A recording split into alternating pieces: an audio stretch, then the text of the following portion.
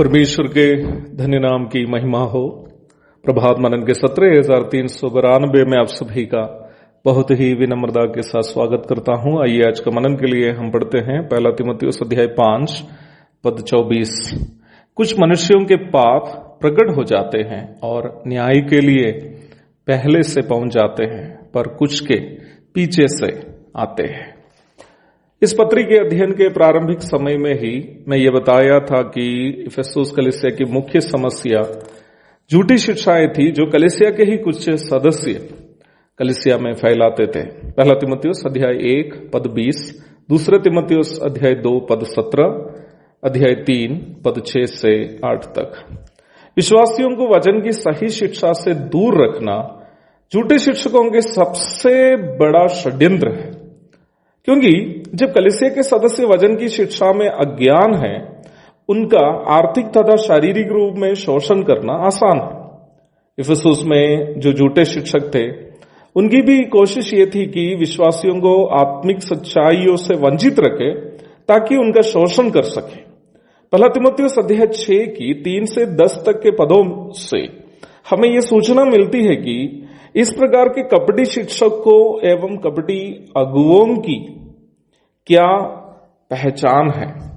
पद 3 में हम इस प्रकार के कपटी शिक्षकों के बारे में इस प्रकार पढ़ते हैं। ये लोग और ही प्रकार का उपदेश देने वाले हैं, जो प्रभु यीशु की बात नहीं, ना ही भक्ति के अनुसार का उपदेश है। पद 4 में पढ़ते हैं कि इस प्रकार के लोग कुछ नहीं जानने वाले अभिमानी हैं, अर्थात घमंडी है, और केवल विवाद और तर्क करने के रोगी हैं, जिससे डाह, झगड़े, निंदा की बातें और रगड़े झगड़े उत्पन्न होते हैं। पद 5 में हम इनके बारे में पढ़ते हैं कि ये ऐसे बुद्धिहीन और सत्य से विहीन लोग हैं जो समझते हैं कि भक्ति कमाई का द्वार है। संक्षेप में बोलूं, 3 महत्वपूर्ण बात इन कपटी एवं डोंगी लोगों के बारे में हम इस भाग में देखते हैं। पहली बात, ये लोग दूसरे प्रकार की, अर्थात वचन के अनुसार की नहीं, दूसरे प्रकार की अपनी मर्जी की शिक्षा सिखाते हैं। दूसरी बात, ये लोग घमंडी अथवा अभिमानी हैं, खुद को ऊंचा करने के लिए चाहने वाले हैं।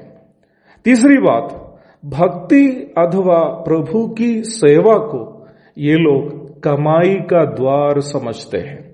2 तीमुथियुस अध्याय 3 की 5 से 7 तक के पदों में इन लोगों की रवैया के बारे में थोड़ा सा और स्पष्टता के साथ पौलुस तीमुथियुस को अवगत कराते हुए हम देखते हैं। वहां हम इस प्रकार पढ़ते हैं, वे भक्ति का भेष तो धरेंगे पर उसकी शक्ति को ना मानेंगे।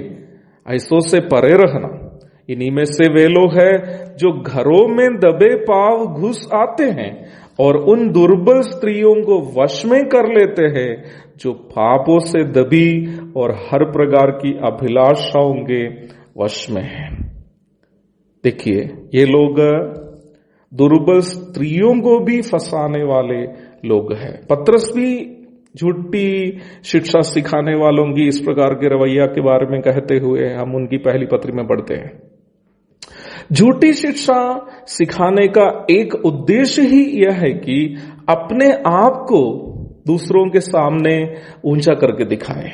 आप कुछ लोगों का संदेश देने की शैली ही यदि देखेंगे तो ये अवश्य आपको मालूम हो जाएगा कि वे अपने आप को ऐसे प्रस्तुत करते हैं कि वे लोग कुछ है।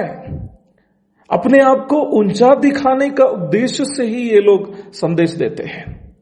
मैं आपसे कहना चाहता हूं प्यारो, कोई भी प्रवचन सुनने के बाद यदि सुनने वाले को अपना पाप का एहसास नहीं होता हो या यीशु मसीह के पवित्रता की ओर बढ़ने की इच्छा नहीं होती हो, उल्टा केवल वक्ता से ही सुनने वाले की आराधना बढ़ती हो, तो अवश्य याद रखिए प्यारो, वो व्यक्ति जो प्रवचन दिया वो पवित्र आत्मा से प्रेरित होकर संदेश नहीं दिया, क्योंकि पवित्र आत्मा की सेवा यीशु मसीह की महिमा करनी है।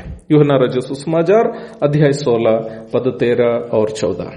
ये बहुत ही दुखजनक बात है कि वर्तमान काल में बहुत सारे लोग यीशु मसीह की सेवा को अपनी कमाई का जरिया बना दिया है।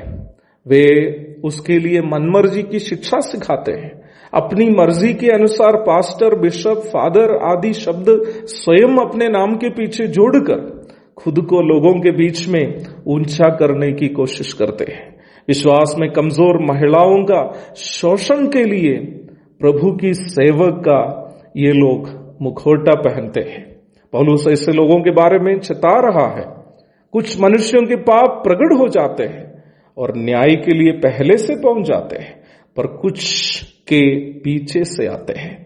कई लोग इसलिए पाप में मजा लेते हुए जी रहे हैं क्योंकि उनकी सोच यह है कि वे अभी तक पकड़े नहीं गए हैं, परंतु वे लोग इस बात को भूल जा रहे हैं कि पहले हो या देर से सभी प्रकार के पाप प्रकट तो हो जाना ही है।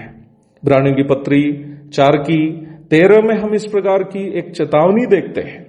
सृष्टि की कोई वस्तु उससे छिपी नहीं है, वरन जिससे हमें काम है। परमेश्वर सबको देख रहा है। सृष्टि की कोई भी वस्तु परमेश्वर की आंखों से छिपी नहीं है। आगे हम इस प्रकार पढ़ते हैं, उसकी आंखों के सामने सब वस्तुएं खुली और प्रगट है।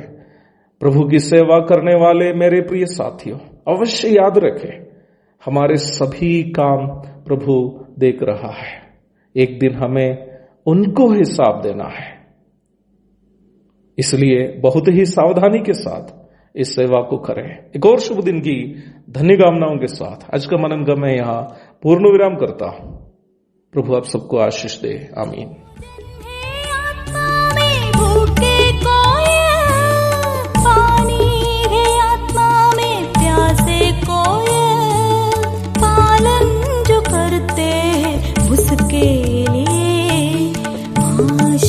पाने का साधन है